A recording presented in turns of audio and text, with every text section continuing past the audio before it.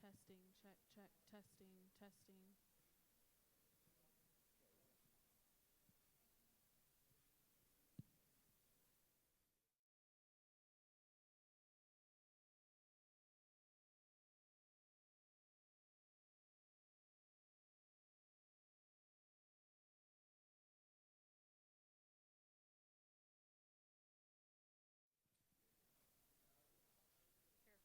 Testing, testing.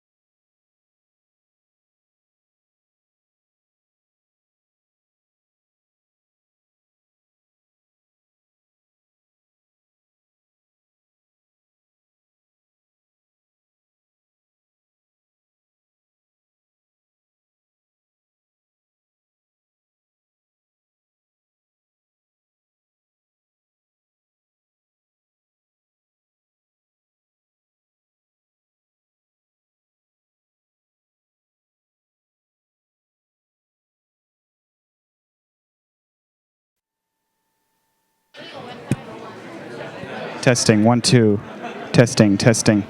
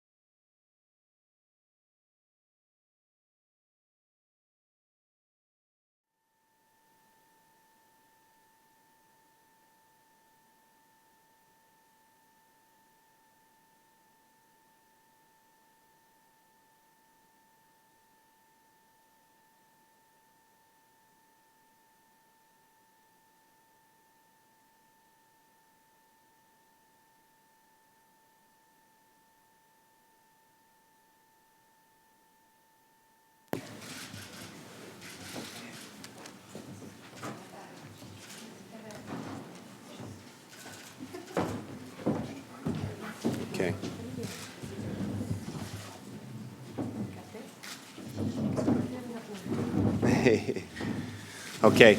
Welcome, everybody. Thank you so much for waiting. We're going to make it worth your while.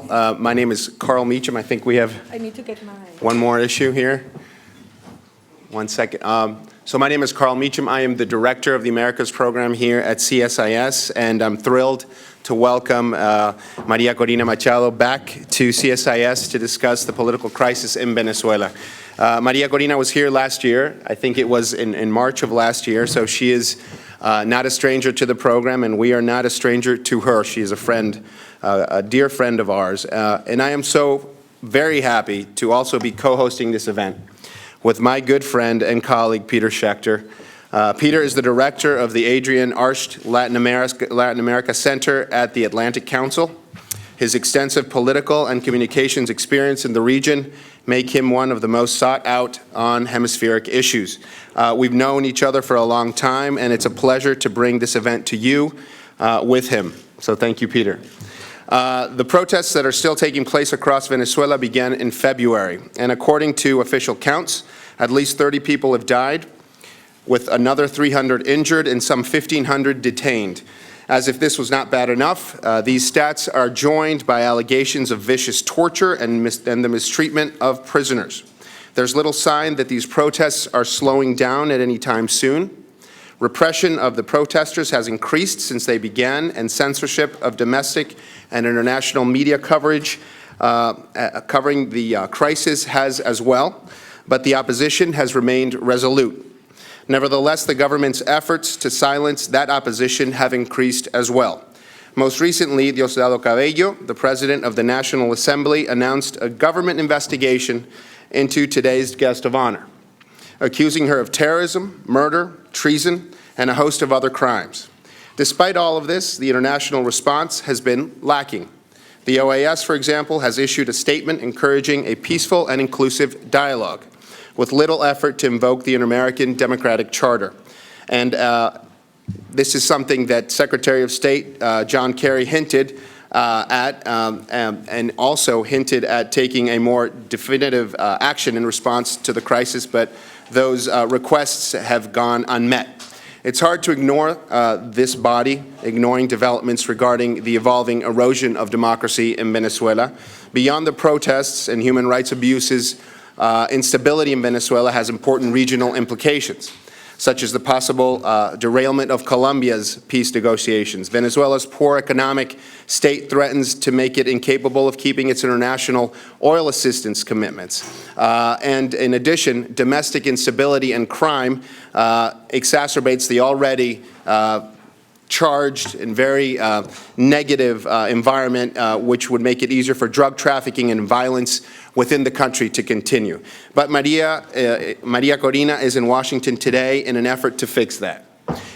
She was invited by the government of Panama to speak at the Organization of American States, with the small Central American country perhaps the most outspoken critic of the current Venezuelan government during the crisis, ceding its floor time at the OAS so she could deliver remarks.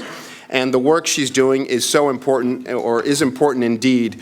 The domestic implications of the current crisis are, of course, immense, but the international impact has the potential to be astronomical as well, as I mentioned.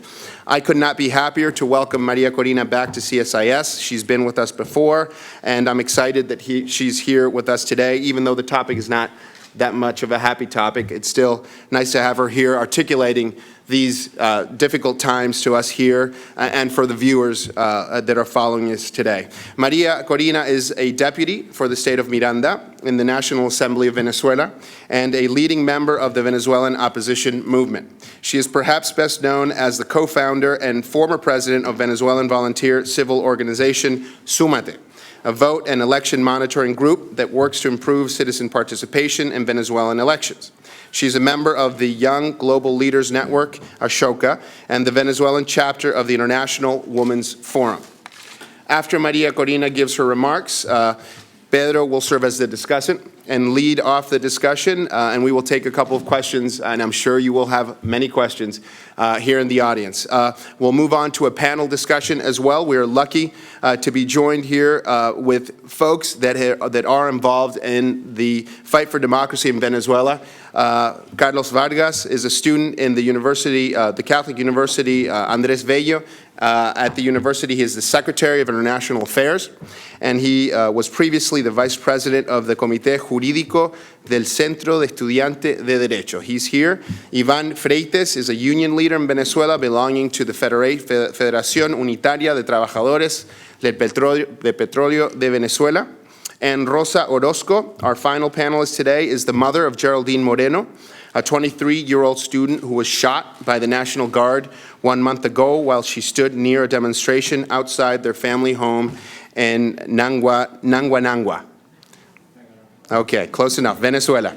I do not want to go into any more details. I'm going to leave that to Maria Corina, but I would just remind you all we are on the record. We are being webcast. During the Q&A, please wait for a member of my staff to get a microphone to you. Please identify yourself. Please try to keep your comments brief. We would love to have lots of questions so we can have a true dialogue. And for those of you that need translation, because I think this will end up being a bilingual session, please let us know and we'll get to you with headphones because we have some able translators there in the back. So without further ado, it is my pleasure to introduce to you Maria Corina Machado.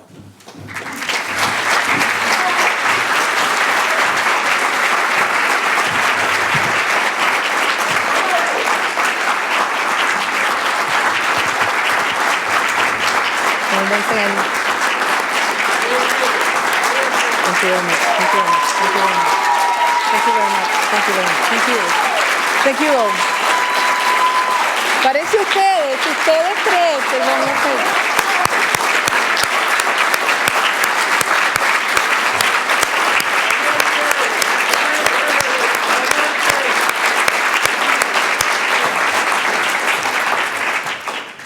The four of us take this as a huge applause and recognition to the people of Venezuela, and we are moved and grateful.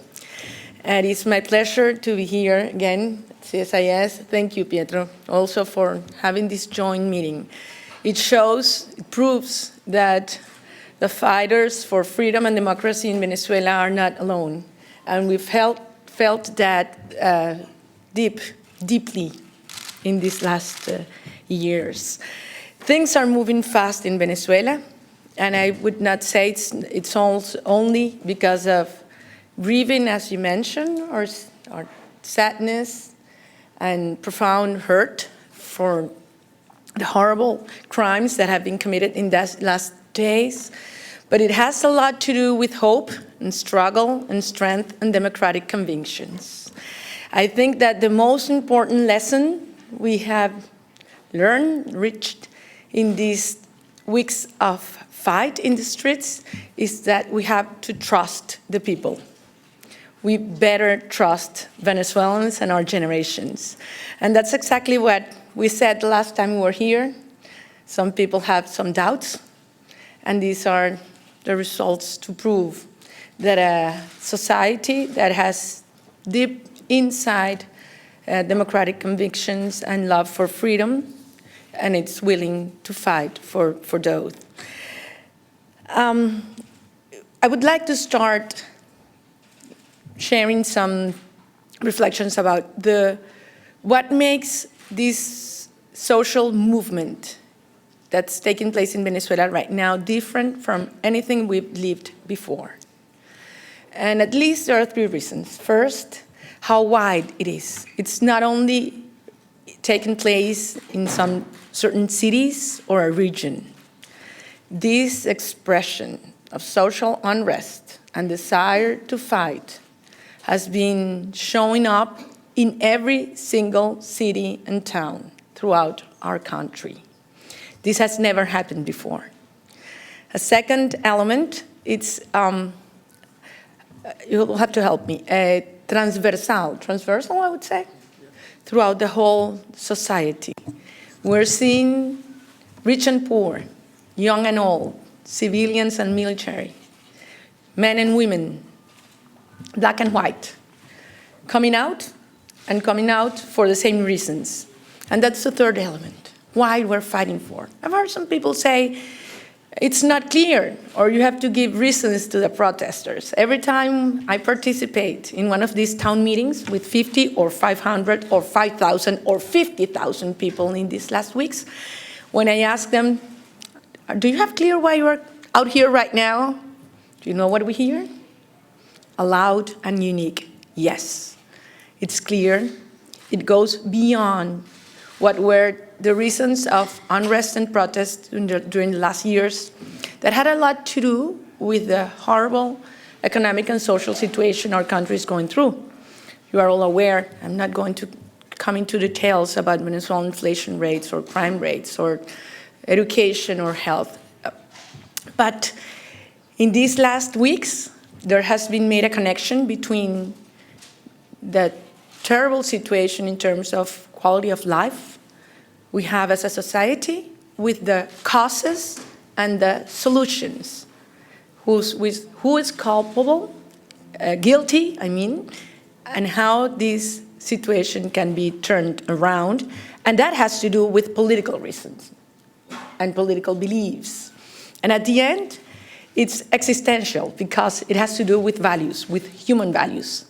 When you see these kids coming out and risking their lives, and when you talk with some of them that are hurt, badly hurt in the hospitals, and I've been with them and with their families, and they let you know how they want to get well fast in order to go back and keep on fighting. Or when you speak with their moms. For instance, I was in San Cristobal like 10 days ago in Estado Táchira with nuestros gochos that given us a great example of courage and determination. I was speaking, and on my side was Carmen Gonzalez, the mother of Jimmy Vargas. Jimmy was killed. He has been killed about a week before. And she was standing beside me, and she told me, look, don't cry, fight. Let me know that my son's dreams will be fulfilled. And I turn around and I say, well, Carmen, we are crying and we are also fighting.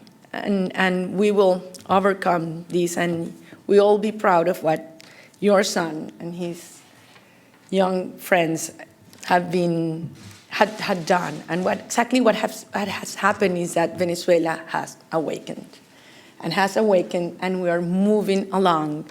And the world should know well that this process is not reversible. We are going to fight until we achieve, until we conquer democracy and freedom. And that's the kind of conviction and passion I see in the mothers, fathers, and friends of our kids that have been killed or hurt. Well, when this extraordinary movement started to grow day after day, and the whole society attended the call for action that our students gave us, brought us, the government and the regime of Mr. Maduro had two options. He could understand the magnitude of what was happening and proceed in a path of profound reforms, or he could have done what he did, and that is radicalize his policies and proceed to put in place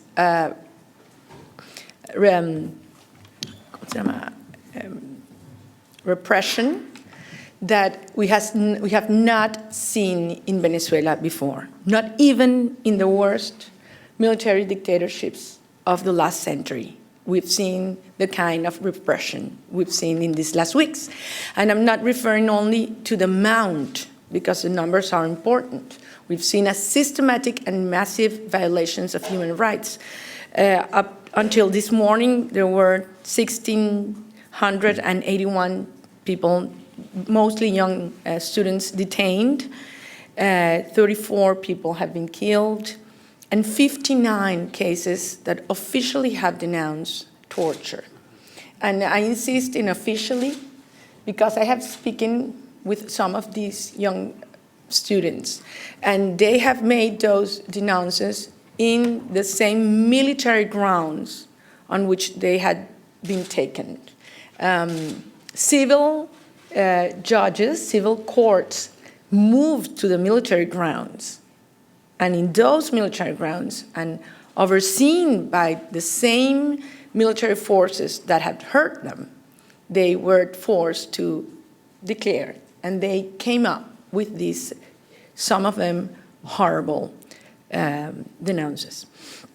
So it has to do, as I say, with how wide it has been, how systematic, and of course I have to mention at this point the case of Leopoldo López, who's an emblematic figure, one of fundamental political leaders in Venezuela, that we both decided to support and accompany the students' protests, and that the government has decided to judge him and use him as an example, exemplary example of what could happen to anybody who dares to speak up and defend the rights of the people. As you're all aware, he also was charged in a military prison.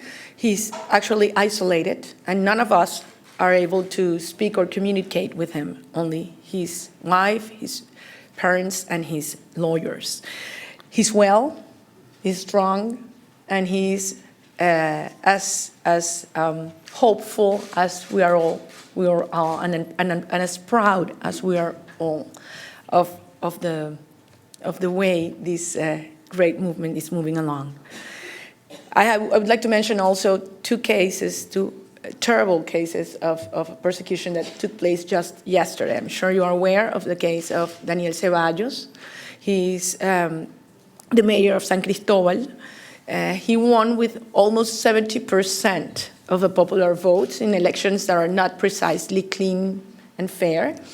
And yesterday he was in Caracas for a meeting of mayors of around the country, and around 7:30 at his hotel, armed forces with no identification showed up and took him away.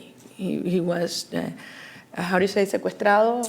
He was taken hostage. He was taken hostage. He was taken hostage, and we have been informed that last night he was taken also to the Ramo Verde prison. Last night, a little later, Enzo Escarano, the mayor of San Diego, that had been previously charged because he had not been efficient enough in taking away some of the barricades in his county. He was overthrown. How do you say? You would say destituido. Destituido? Removed by the Supreme Court constitutional branch, something that is totally unjustifiable, and he has been accused with a penalty of 10 months in prison. And certainly I have to mention one case that's especially hurtful for me because it's a young mother, and I've been in close contact with her, and I promised her I would mention her name. She has a beautiful name.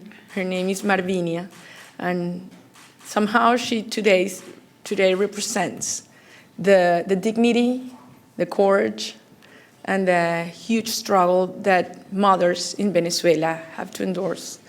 She was, I'm sure you've seen the videos, terribly hurt at La Isabelica.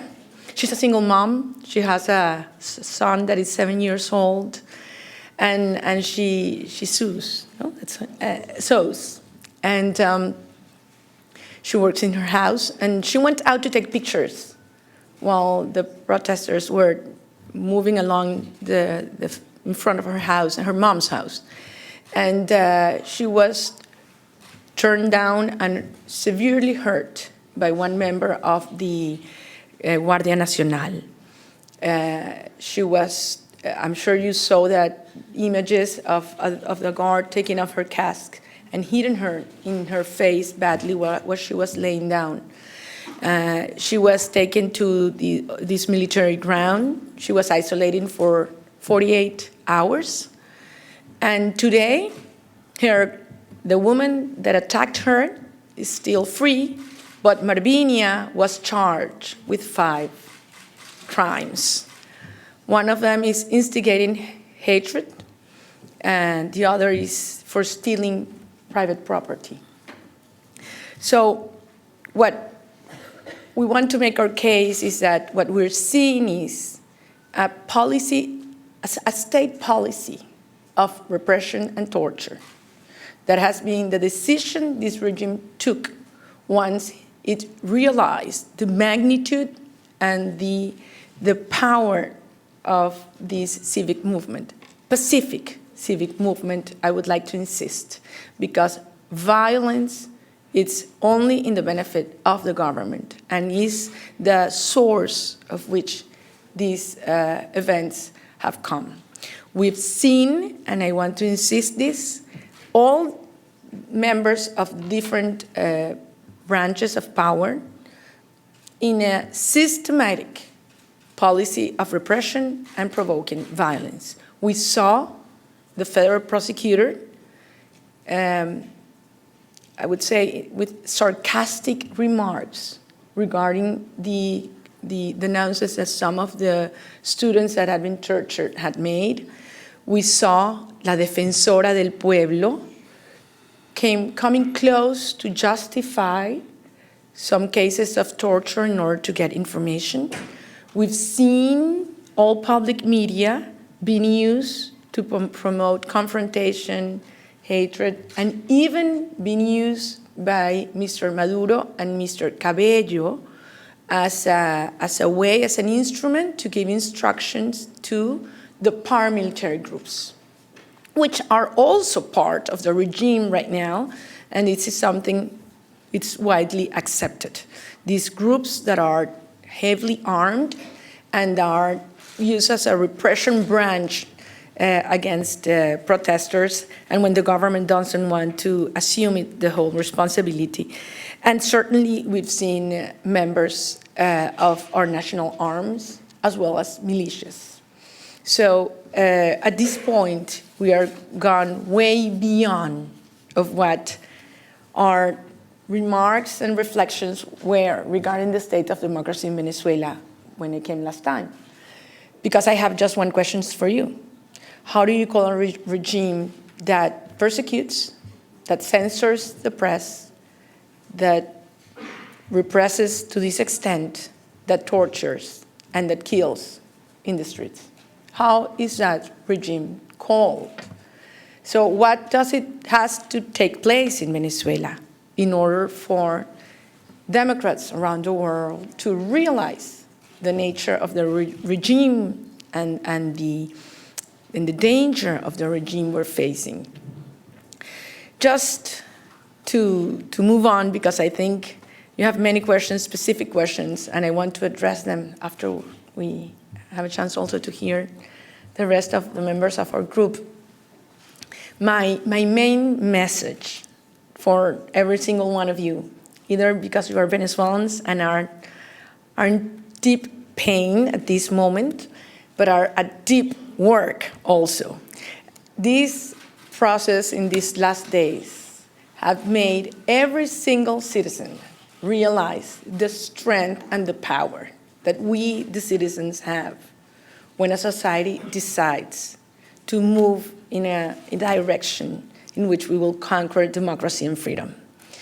If you could see with us the passion and conviction that is shared in these huge mobilizations we are seeing every single day throughout the country, I'm sure you would be, as I am, hopeful and proud to be part of this process. We do not underestimate the threats we face at this point. And what I repeat every single time when I'm asked if I fear what could happen to us and the effect it could have in the movement, I say that One of the main differences between previous experiences of fight for freedom and democracy in Venezuela and what we're facing today is that we don't have tens of leaders. We have millions of leaders.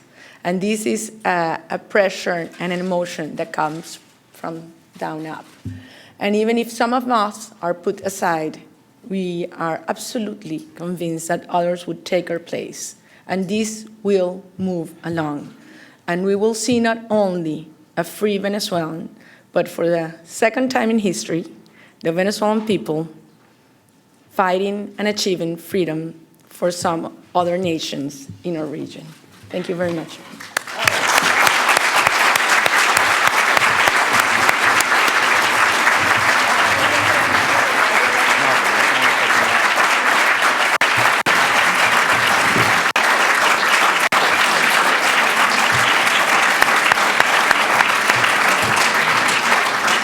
So now we're going to go with Peter, and just because my mother would have corrected me on this, it's not taken hostage, it's kidnapped. The mayor was kidnapped, so for the record.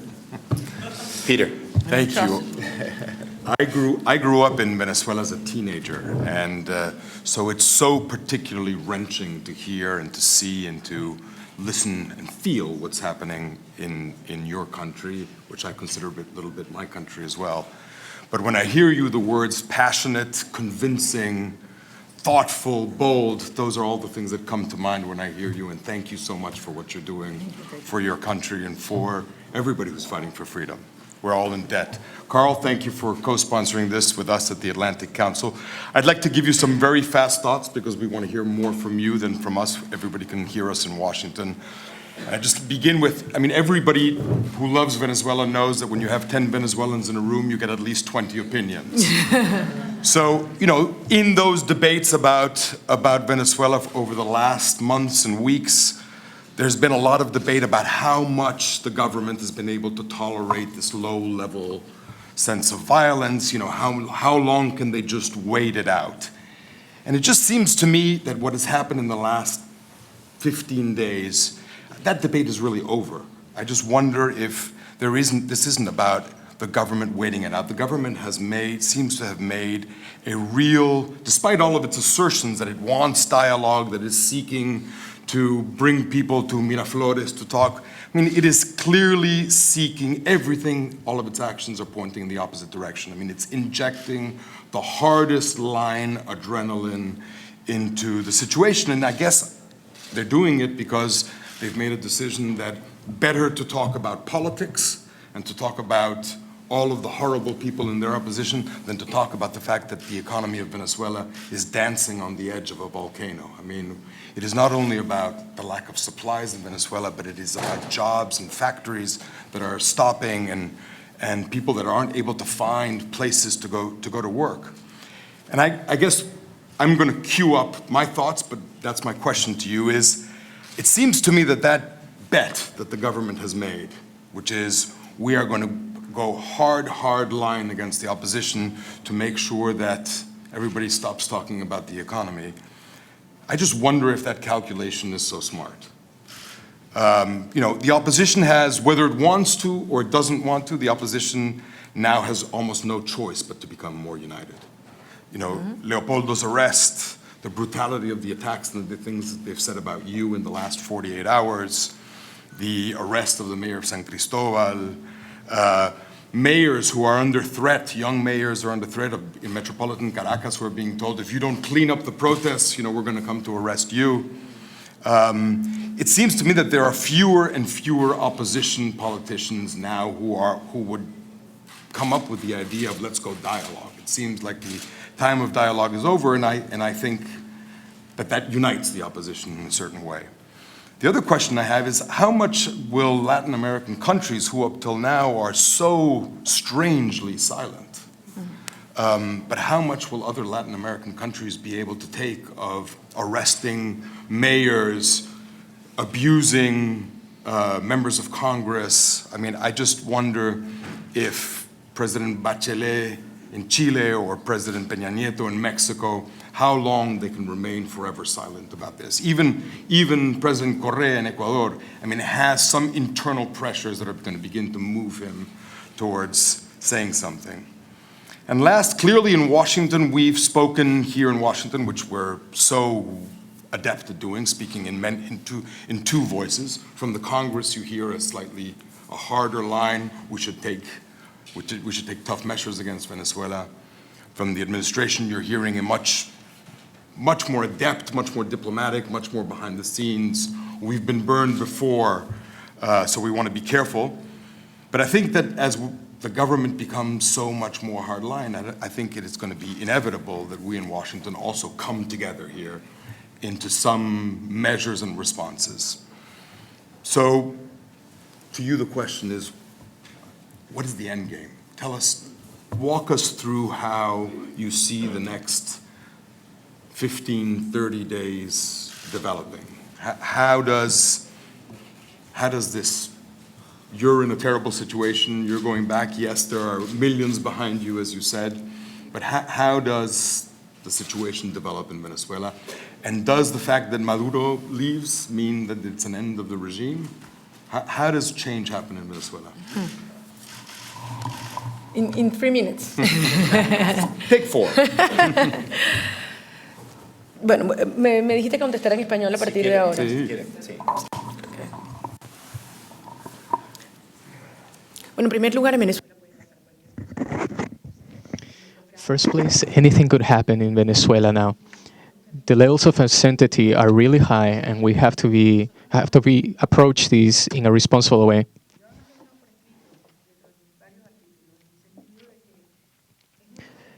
It's our duty as political leaders to show everyone in the country a route, a way to democratic transition that does not involve a destruction of institutional structures. When Venezuelans felt that the only option and that there was no drive and that Venezuela was under some sort of terror because there was no alternative for democracy, one could feel that sense of sadness, of frustration. But somehow, this force, this drive, came to the people of Venezuela because they realized that we have the power to find hope within the framework of institutions. Nobody knew that it was going to be such a fast process. Here we have Ivan, who is part of the movement. We have a high concentration of people mobilized in the state of Bolívar. We have labor movements from the state, from different sectors that are getting involved with the movement. So if the institutional venues are closed to the people, when they're asphyxiating the media, so they feel that they cannot communicate their own desires, their own goals, their own preoccupations, then they need to participate in the movement. I would like to insist in that our movement has been successful. In 7 weeks, we have taken away the facade of democracy of Maduro. For the reasons, we have seen manifestations of different voices that are not happy with the current government. People from around the world, artists in Venezuela have expressed their support for our movement. Mr. Maduro has lost the streets. He hasn't been able to maintain the support.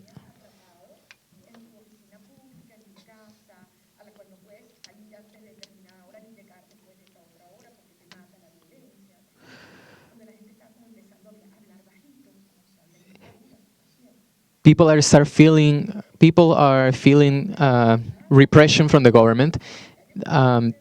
It's almost like a dictatorship in the sense that they have to keep quiet. They have to stay in their houses after a certain time. There's too much uncertainty and violence in the streets. And today, if you walk around the streets of Venezuela, you will see in the eyes of our people that there's a sense of hope. And we have to keep on maintaining this pressure on the government, pressure based on claiming our rights.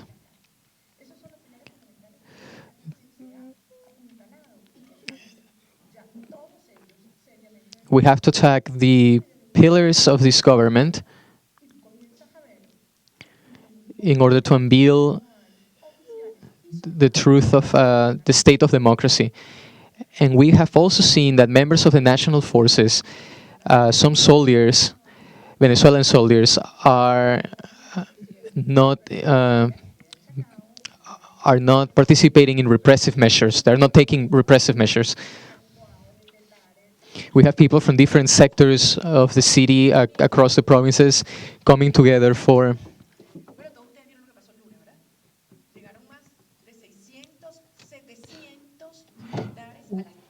we had more than 600 or 700 people from the military coming with all sorts of weapons, with tanks, and they took the Altamira Plaza.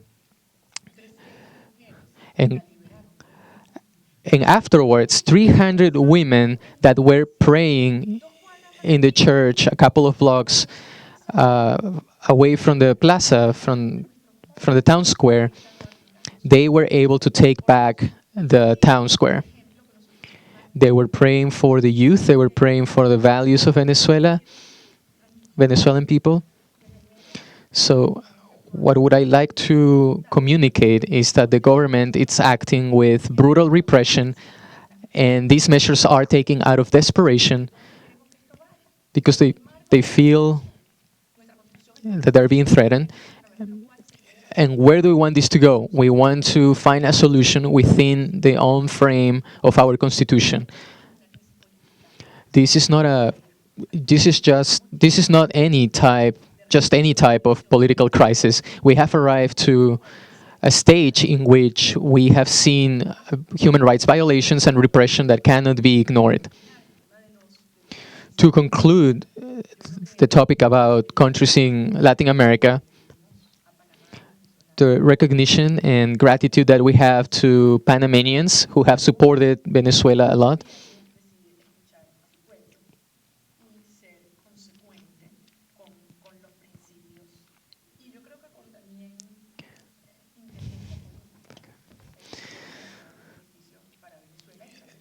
And of course, this will bring a lot of benefits for both Venezuela and Panama. Thank you.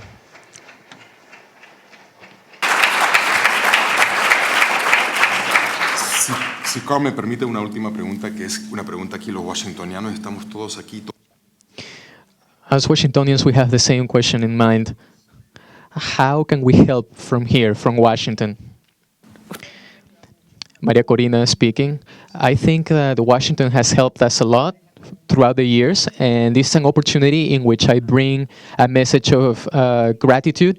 And the only thing that I will say is to please place your trust on me, on us, the Venezuelans, because most of the time Washington has supported us reluctantly. But they can see that what the Venezuelan people have achieved is it's enormous, and they have transcended expectations. And this type of hope can definitely go across borders to any country of Latin America. So we want to make it clear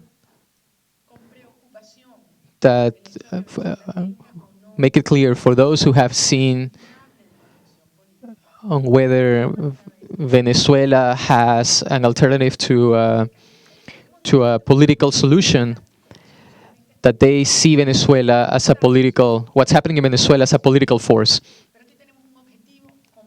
We have a common objective, and this is the victory of democracy through the institutional and peaceful way, a peaceful path. Our hardship is what bonds us together, what brings us together.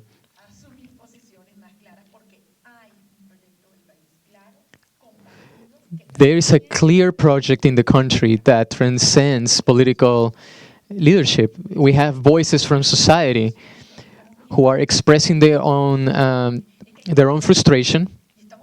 We are all involved as citizens, political leaders, student leaders, labor movement leaders, public employees. This is a manifestation that's truly from the Venezuelan people. Carl Meacham speaking. Here is a difficult question, but I think there are a lot of people that would like to know what the answer to this question is. When you come back from when you go back to Venezuela, what will happen to you? Maria Corina speaking. I would also like to know the answer to that question. What I can say is that I'm being accused by the same charges as Leopoldo Lopez for the same reasons.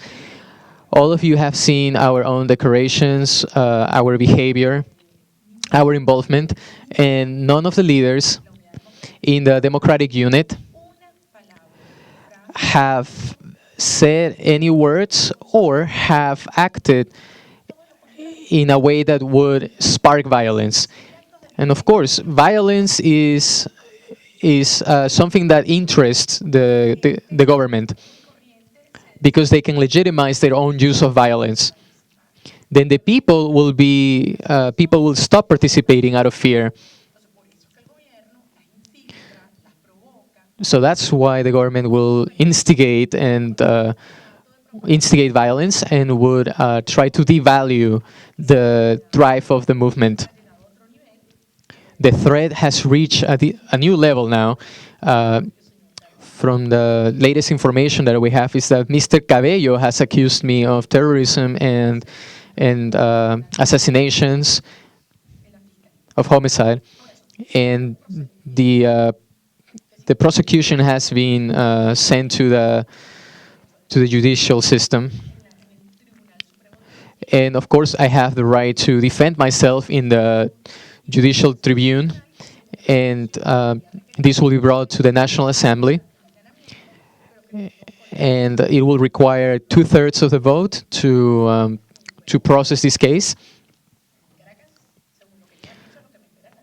And obviously, what they have said in Caracas is what awaits for me is jail. Carl Meacham speaking. Now we'll take some questions from the public, and I will start with Stephen Donahue.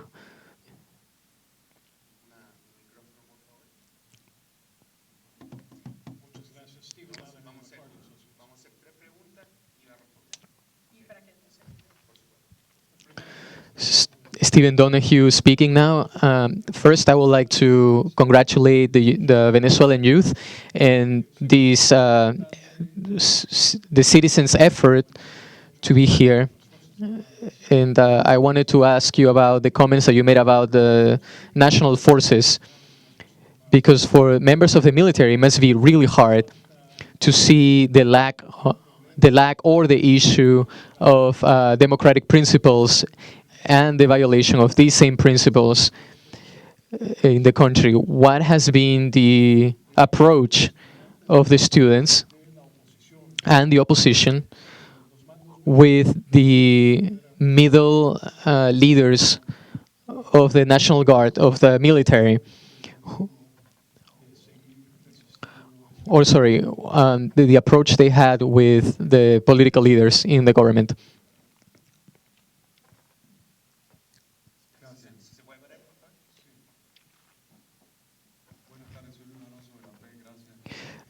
Luis Alonso from the OP is speaking now. I would like to retake one of the questions. What's your opinion regarding the strategy of the Department of State to manage the situation in Venezuela? They insist that it should be there should be a dialogue, and that it should be the center of the conversation in the Department of State.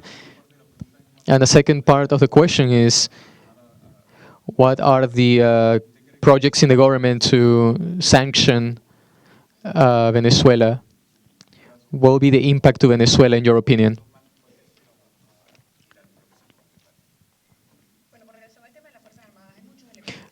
Maria Corina is speaking now. In relationship, regarding the military, for many years, the current situation of the country has been affecting the internal status of the military, their current social situation, their salaries, their medical benefits, they have been deteriorating.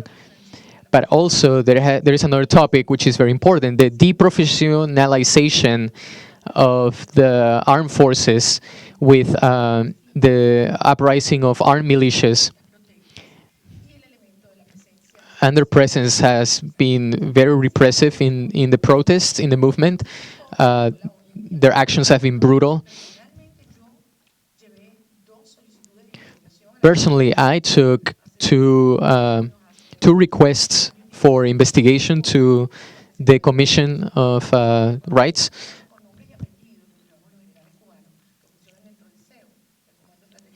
Two requests that had to do with the presence of two Cuban militaries in our armed forces. And there has been a complete change of our doctrine, the doctrine in the military forces, which has generated internal dissatisfaction in our military members. Everyone in Venezuela knows that there are Cuban military members that are giving orders to our own Venezuelan members of the armed forces.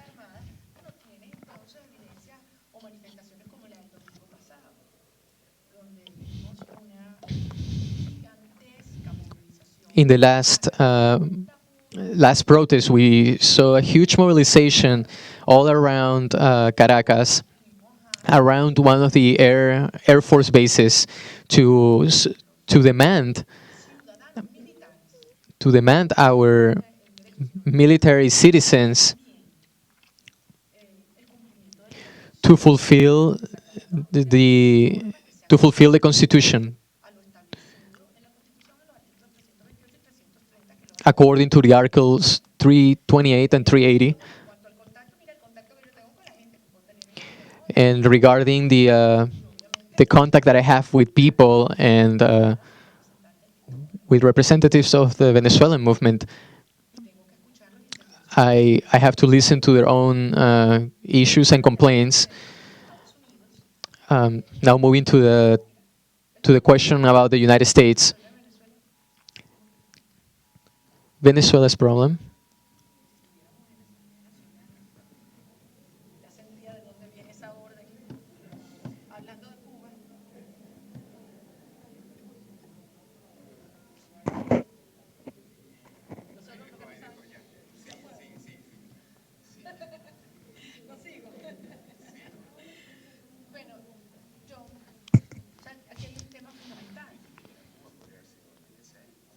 It could have been an essay or Cuba.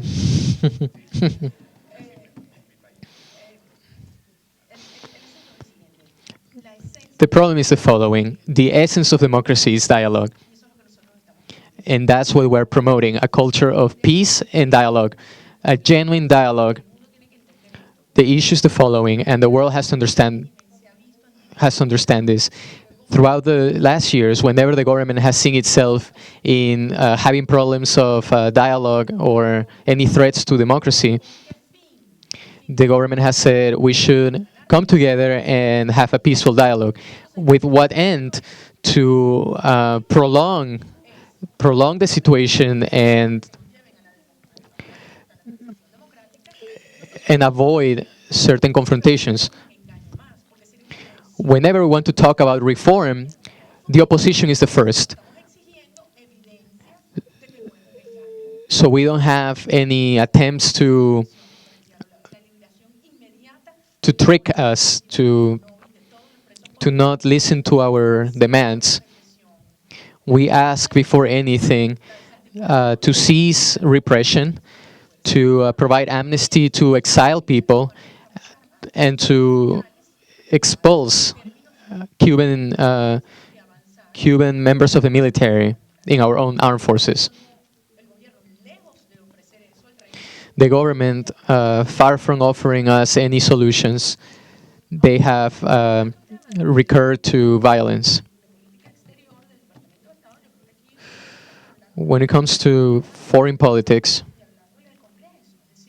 we're speaking to the American society and to the American Congress because our demands are consistent with the democratic charter and with the values of democracy that are shared with most of the countries in the Western Hemisphere.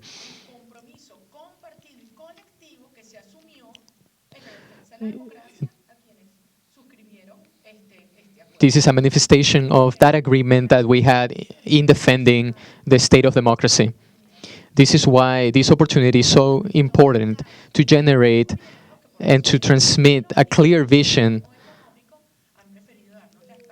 about what's going on with the government in Venezuela that have not only denied our cause, but have not listened to our demands. The fragile state of democracy, it's now becoming a failed democracy, and now it's becoming a dictatorship. Carl Mission, 2 more questions. Maria Corina speaking now. You asked me if international pressure worked or not. So what happened with Panama? Someone made a commentary about money that was owed to Panama by Venezuela, and they applied a sanction.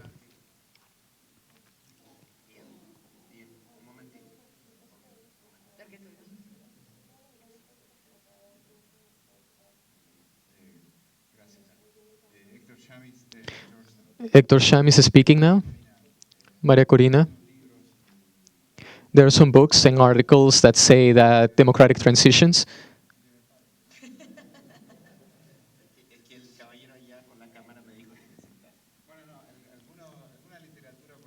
some of the academic literature explains that democratic transitions do not happen until the authoritarian field, the authoritarian play field is divided.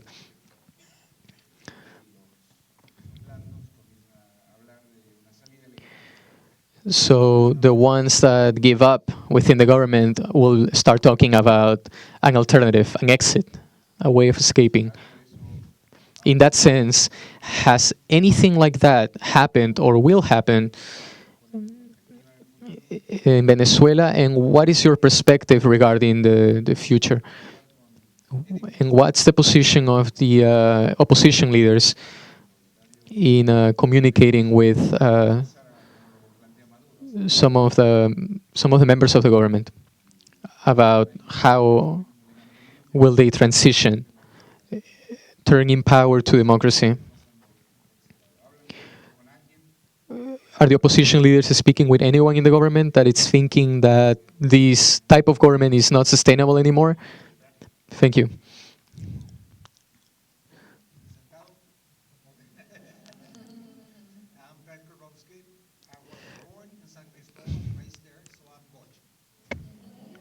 My mother is También. Swedish, my father is Polish, so I'm globalized, and I live in Washington. How can we take the Venezuelan experience outside from Venezuela as an evidence, clear evidence of what happens when there is excessive concentration of power in the governments? This is not a Venezuelan issue. This is a worldwide issue, which we are seeing not only in Venezuela, we're seeing in Ukraine and other places. We really have to take and interpret the truth, the basic fact in Venezuela. 98% of all the exports of the nation go straight into the government coffers. That's an impossible situation no matter who is there. How can we take this out and really send a message that this is not a Venezuelan issue? This is a citizen of the world's issue. Talking about passionate people, it's obsessive. Can I just trouble you for one more question? Right here in the back. Caballero. Sí. This is it. All right.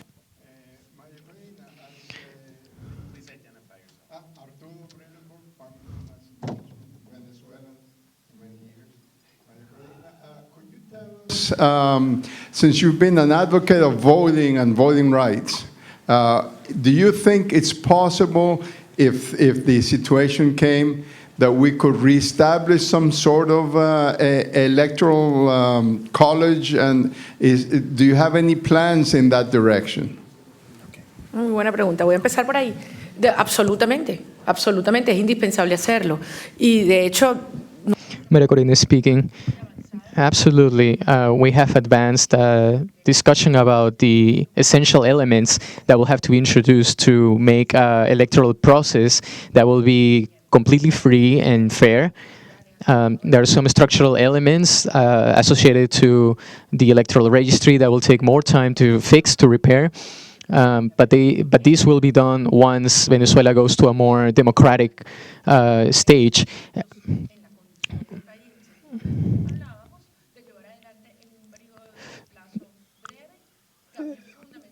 But we're also thinking that in a short amount of time there will be some fast changes in order to reform the electoral process.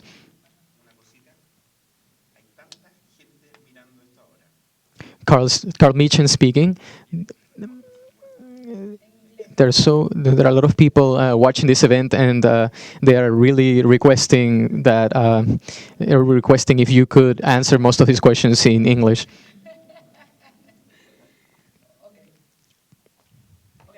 So I do think it's possible, and it could be done in a reasonable amount of time if there's political willingness to do it. Second, regarding your point, Peter, I absolutely agree.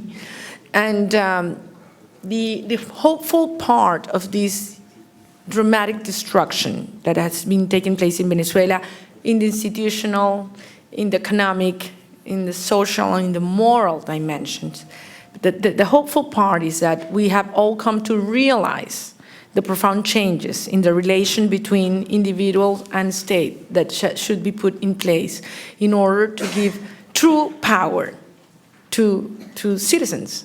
And that's something that we will have no option but to do it, since the destruction of the economic strength of the Venezuelan government is profound. And finally, regarding Hector, it is obvious that many of the members of the regime should be thinking about how they're going to be doing as we move along. And it is our duty, to let every single Venezuelan know that we are building a truly national inclusive project. And that if we want to prevent violence from happening as the government has been instigating, we need to be open to let's say, talks in which sensible reforms be done in a feasible and peaceful manner. It is not easy, and we have to make a big difference between justice and revenge. And I think those that have been hurt and persecuted, have the highest responsibility and duty of giving an example of being able to pardon, to forgive. Not meaning that it's going to be impunity, but we need to get a society back together and to heal many of our profound heridas. Wounds.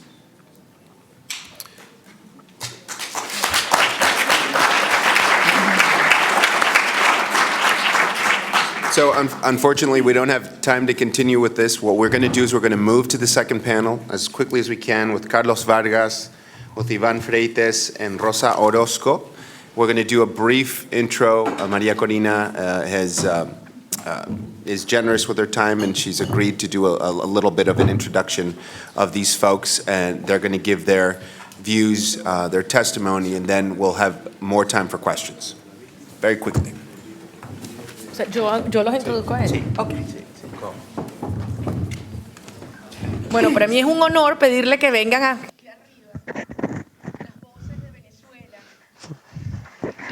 For me, it's an honor that the voices of Venezuela will come up to the stage.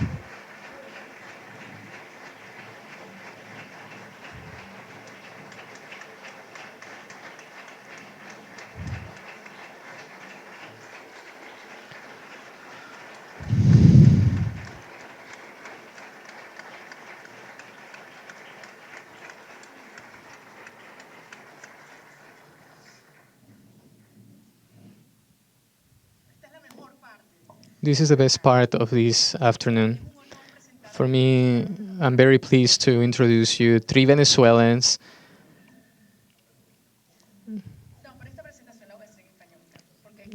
I will be doing this presentation in Spanish because it needs the Creole accent. Here we have three people that represent the values that we want to prevail in the Venezuelan society, what we teach our children in our homes today. And these people have demonstrated with their example, with their actions, with their passion, the values that we need in Venezuela. I met Ivan Freites some years ago, and I was impacted, I was moved by his humane approach, perspective. He has about 31 years in the oil industry, and he's one of a movement leader that has earned the respect of his colleagues based on honesty and work. He has been a very courageous leader. In particular, his career has demonstrated he has been one of the most courageous voices in denouncing the situation of Venezuela to the world, what has happened and those things that are still not known. He denounced he was because of his accusations he was fired from PDVSA. Now speaking of Carlos Vargas, I feel like I know him since he was born. He represents one of these emerging voices from the student movement. He has earned love of people due to his passion. He's a leader from the University Andrés Bello. And lastly, we have Rosa, whom I met in a terrible situation. I went to Valencia for the funeral of Carmona, Genesis Carmona, a beautiful young Venezuelan girl. And that same day, a relative of Rosa came to the funeral and asked me to come with her to the hospital where Geraldine was being treated,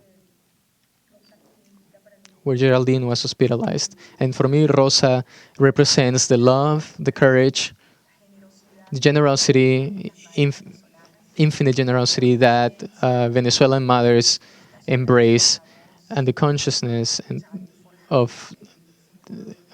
that knows that our fight is for our children and for millions of Venezuelans who still haven't been born, a fight for our future.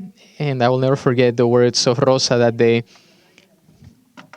of Geraldine's funeral. And I know that Geraldine is with us now, and she's very proud of you.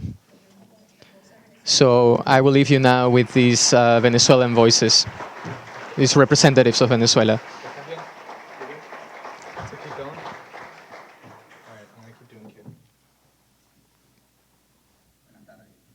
Good afternoon. I don't speak English, unfortunately. For us, being here in one of the most important cities of the world, in where we have powers of the world, it's a compromise with Venezuelans. I started in the oil industry in 1983, 7 years after the Venezuelan industry was nationalized. Venezuelans assumed the management of the oil industry in very demanding conditions. Venezuelans made of the industry of oil an industry that was a model to the world. In 1983, Ivan Freites started as a worker in the refinery. I was 19 years old. Ivan Freites was earning around $2,500 at the current exchange rate of that time period. In February of 1983, the devaluation of the Venezuelan money started.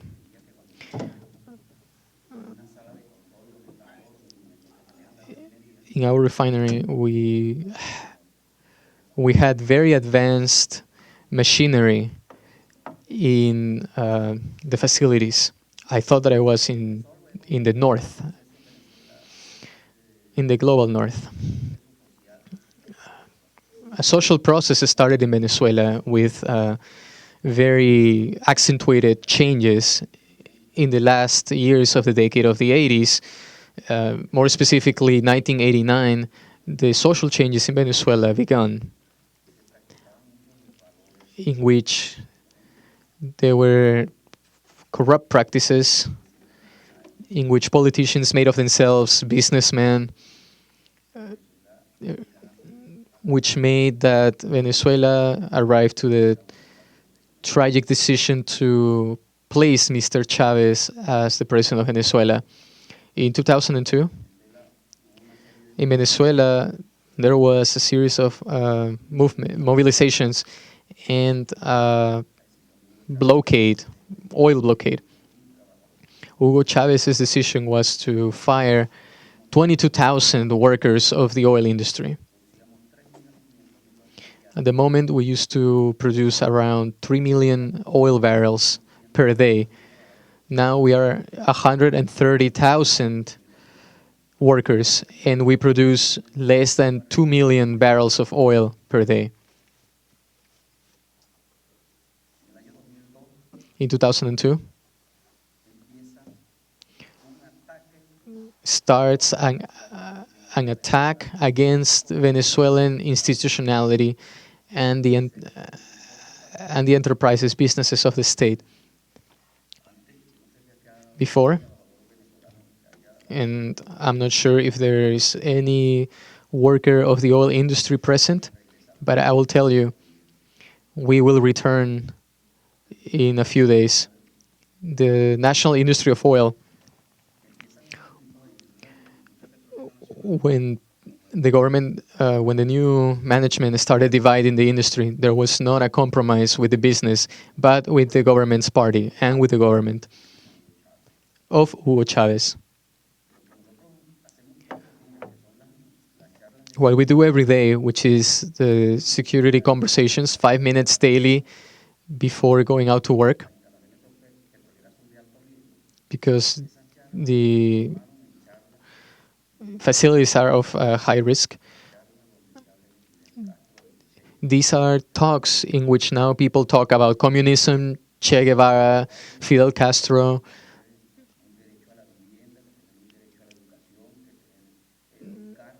talking about having rights to education, rights to have your own car, to have access to several services is a capitalist thing, and they will prefer to defend values of the revolution, more specifically the Cuban Revolution.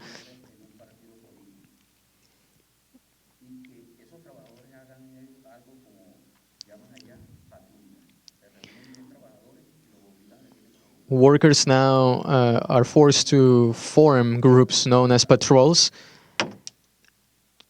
to catch thieves, or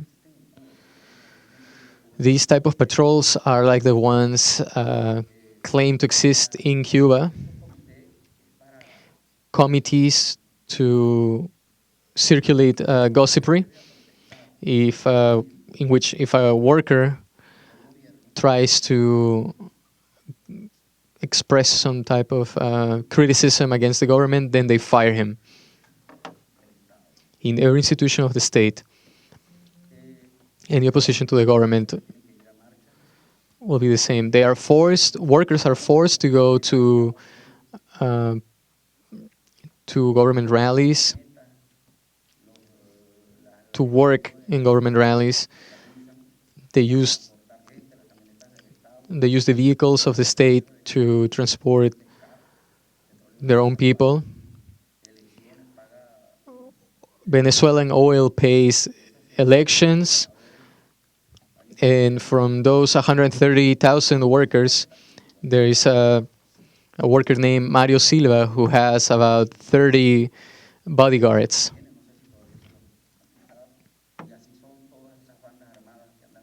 And all of those armed groups work in the same way.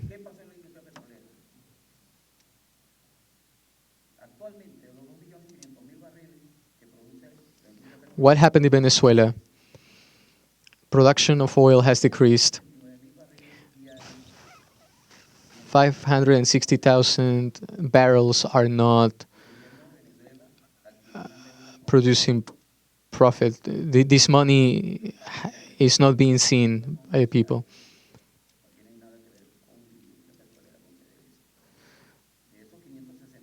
From those 560,000 barrels, 400,000 go to China. 120,000 go to Cuba. Do you think that Cuba uses 120,000 oil barrels? Cuba has now become a seller of hydrocarbons. The rest of the barrels produced go to countries in the Caribbean.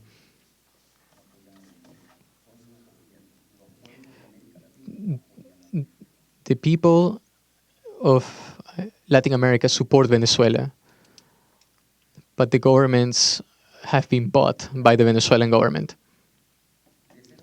The oil industry, from being an exporting industry, now we import 80,000 barrels from the United States, or as the government in Venezuela refers to, the empire. Our refinery has a capacity of 630,000 barrels per day.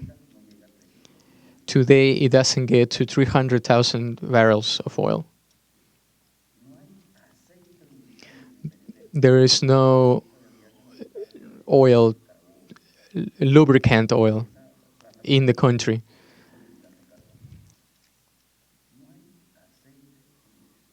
There is no oil for cars, lubricant oil.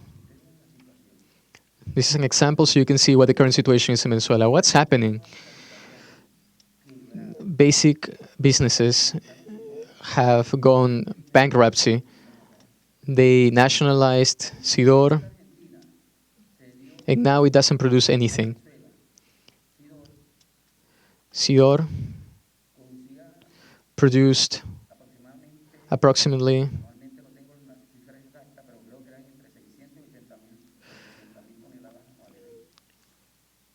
800,000 tons.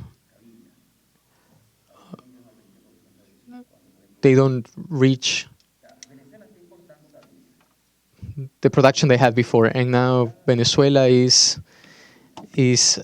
importing cabilla.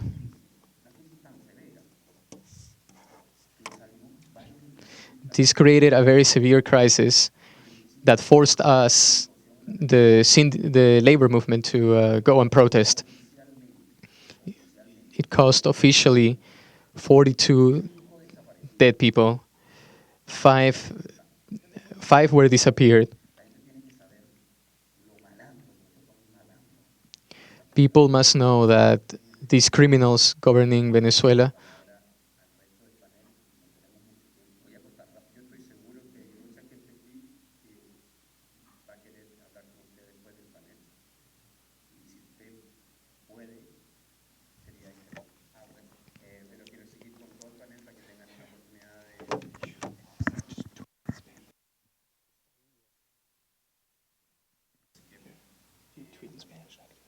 Vamos primero. Ya. To begin, thank you very much to the Center for Strategic International Studies and any other organization that has helped arrange this platform, this forum for us to give us this space of international echo to speak about what's happening to our country. I'd like to answer first who we are, what we want, and how we can help. First, we are students. We are young people from Venezuela, united without an ideology to go out into the streets, because right now we don't have a guaranteed future. A future for Venezuelans that we want to create in our country. A state of living, a quality of life that we want that is not present in Venezuela. But also we come for basic needs. And because there's no confidence from the students to the government and to the system that now exists. The reason there are students in the streets is because the government does not respond to our needs, because we can't go to an international or independent tribunal. Because today there is legislative power that doesn't respond to the popular will, but instead to a law of coercion by the state. And they put out laws that do not correspond with what the people want. It is for that reason that students go out into the streets, because there does not exist a future, and our determination is there to recover our country. We've been on the streets before the 12th of February. In Táchira, one of our students was sexually assaulted, and that's why we came out, and that's what turned into February 12th. And now you see the Venezuelan people fighting for their future. We want a better future for our country, and we won't tire until we achieve it. The students' movement is in the streets fighting for a better Venezuela, and that is the message that we want to echo all over the world. We have a number of items that we require as students. Today there are institutions that are rotten, and we say this with full responsibility. When this regime began, I was 5 years old about. I am here because I want a better future for my country, and that's the message that I want to transmit to the world and to you. This regime, this 15-year-old regime that has been destroying the country, they do not respond to who we are, and they do not respond to the needs of the democratic state.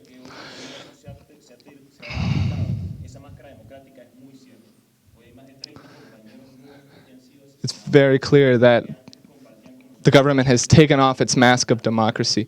There are 30 people, 30 Venezuelans that are not here. We have thousands in prisons.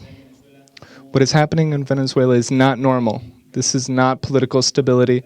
This is not any regime. This is a violation of human rights, and that is what needs to be echoed throughout the world. We call for a true democracy. We have judges who have never been approved or have been illegally placed. There are electoral observation departments that aren't doing their job and monitoring elections correctly.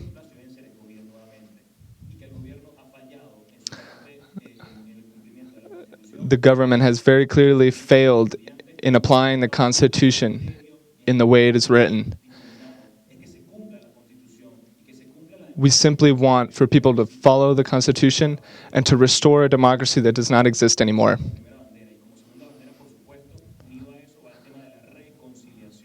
Of course, we also want reconciliation. In every corner of the country, the problem is not with those who think differently. We have brothers and partners who are from the right, from the left, from the middle. All that matters is that we all students from Venezuela, and we all acknowledge that there are problems in Venezuela. What we want to say, we want to give a space so that students cannot be afraid to speak their minds. And I assure you that we will continue, and we will fulfill that promise. Reconciliation in Venezuela is necessary to go through a democratic system. And we want to bring people out into the streets, people that are scared to go out and that think they have no voice.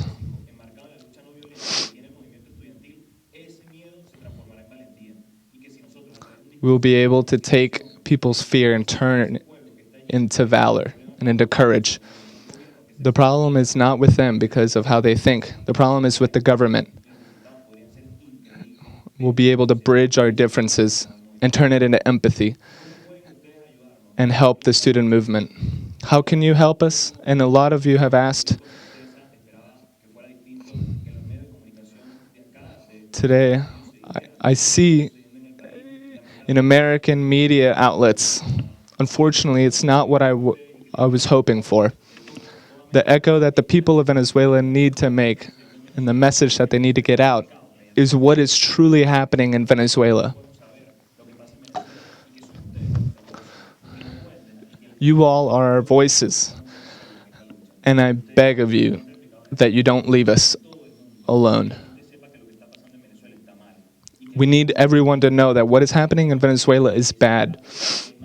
We have young people here, we have politicians, we have mothers that are out in the streets, and they need the world to help them and carry their message.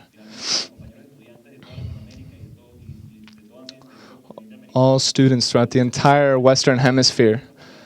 The fight in Venezuela is a fight for democracy. And it's not just for democracy in Venezuela, it's democracy in an entire hemisphere. We ask all the American universities, all schools to get out into the streets to tell the world that we are in support of the Venezuelan people. Sooner or later, history will appreciate what you'll do for us.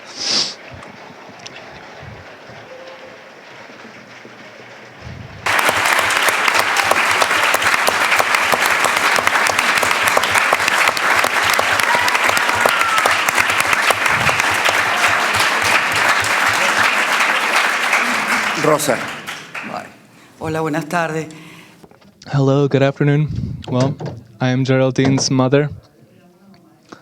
My name is not Rosa Orozco, my name is Geraldine's mother. On Saturday, that will make a month since my daughter died. She was shot in the head. She was 23 years old. She studied in Arturo Michelena in her 5th semester with technology systems. I'm sorry if I choke up.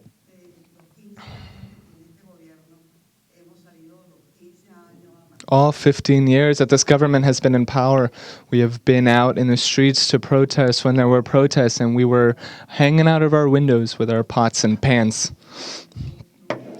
to protest the government.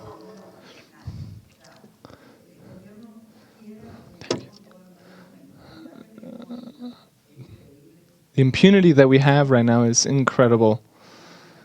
My daughter has been dead for a month, and I don't know what National Guard killed her. And I know it was a National Guard. It was the one who was supposed to protect the people and protect the country. Many of us do not approve of this regime. They invade private space. You are unable to protest. I always tell people, I'm at the 350 and at the 68, and I'm not scared. I believe in democracy, and I've participated in democratic elections.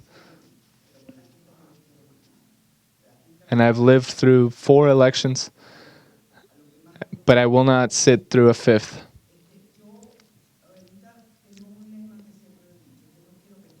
I have a saying that I've always said, I don't want oil, I don't want iron, I don't want anything that Venezuela has other than its youth.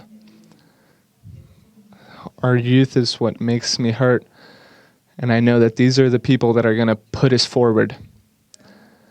If anybody is listening, if anybody is trying as hard as they can to get out of this authoritarianism, the problem is not just that Venezuela will be affected by it, but all of Latin America will be affected.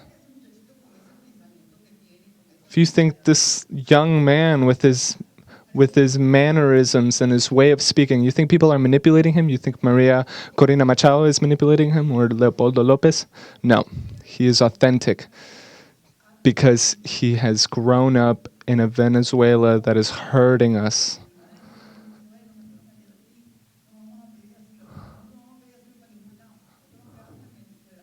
People tell me, oh, now that Geraldina's died, will you ask for exile? No, I will not leave the country. I know I am on the right side of history, and I know I am not wrong.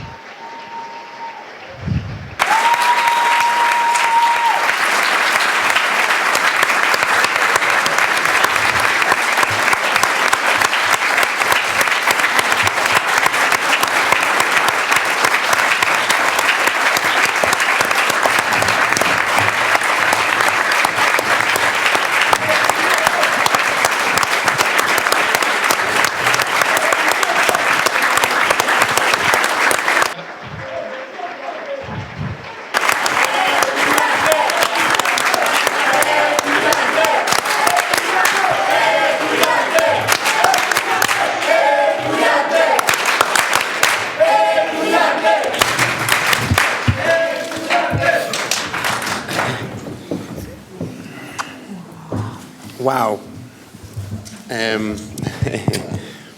Nos queda un poquito tiempo. Nos quedan...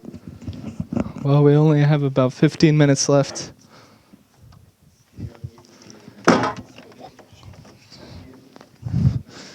If it is okay, and if the public has some questions, I hope it's okay if we can bring those to you. I have a question for Carlos. I think this is particularly important for the medium for the environment that the youth live in Latin America, in so many countries in Latin America, who can relate to what is happening in Venezuela. I want you to expand on this a little bit. You said something very special, very good. This isn't a movement of political party. This isn't a movement of ideology. This is a movement of basic needs. Can you elaborate on that, please? You have an opportunity here where a lot of people are watching who really want to understand better what is happening in Venezuela and what you are all doing.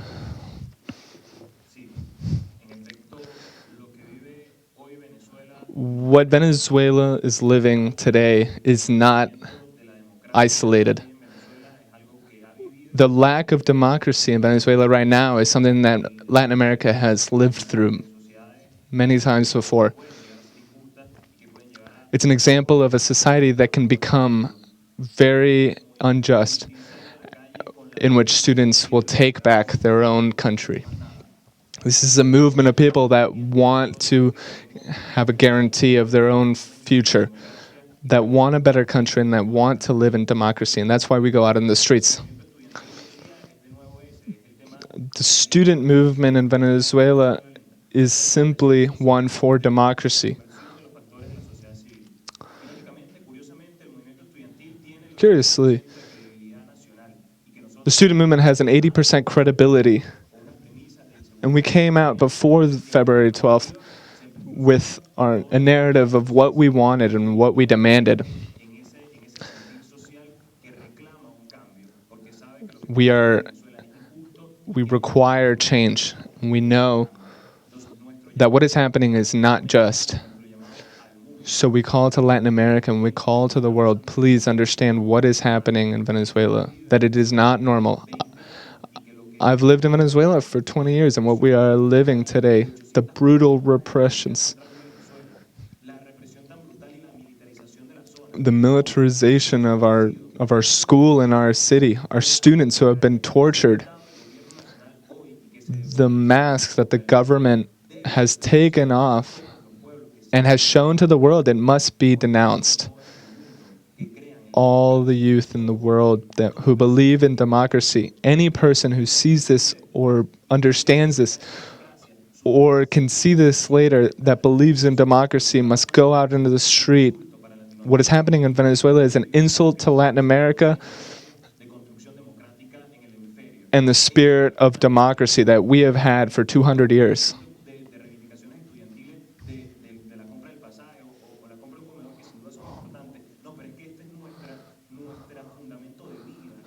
This is our fundamental lives.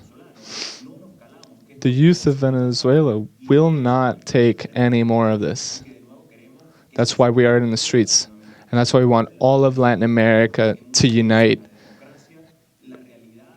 with a call for democracy. It would be heroic. It would be historic. What will happen in Latin America in the next months?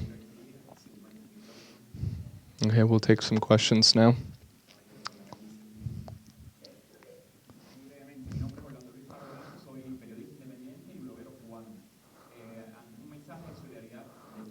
A message of solidarity from the entire country of Cuba that is with you and that is not with the Castro regime. We want you to know that we have passed through this tragedy, and that's why we can understand it so well. Of course, these are very difficult conditions. In the 60s and 70s and 80s, the Cuban resistance, who had many arrested and disappeared,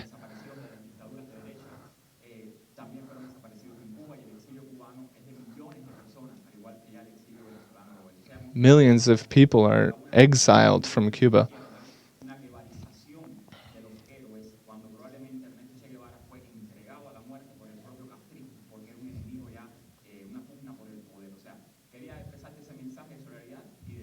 Of course, I just wanted to give you a message of solidarity and that you can count on Cubans and the civil society in Cuba for whatever you need. Diffusion through social media, organizing international brigades of love and peace to go through Venezuela and speak for you through grassroots movements.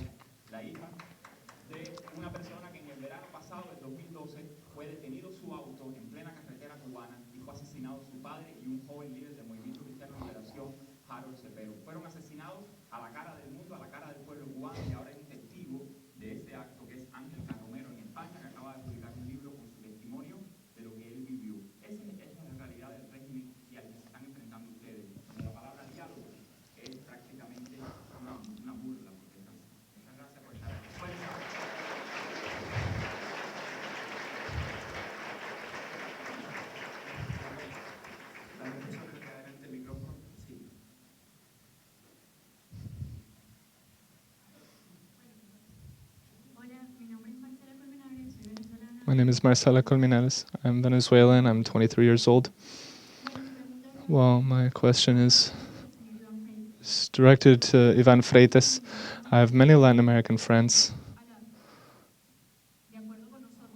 who are in accordance with us, but I also have young Latin American friends who agree with the Bolivarian government.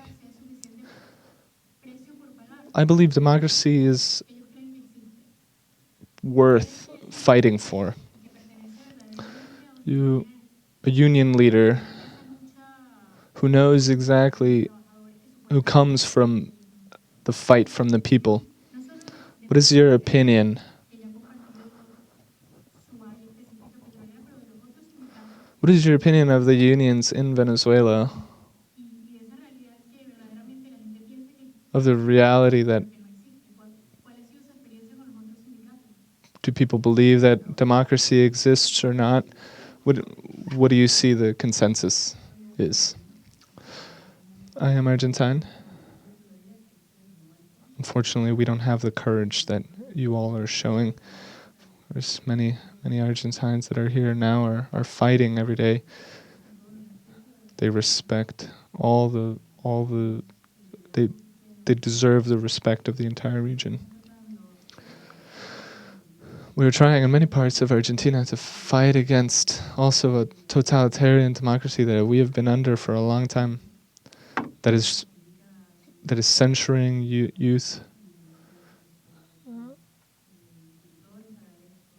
Of course, all of you, I thank you so much. It's an honor to be in your presence, Maria Corina Machado. If you all are in touch with students in parts of Argentina, of course, share so many of the values you all share.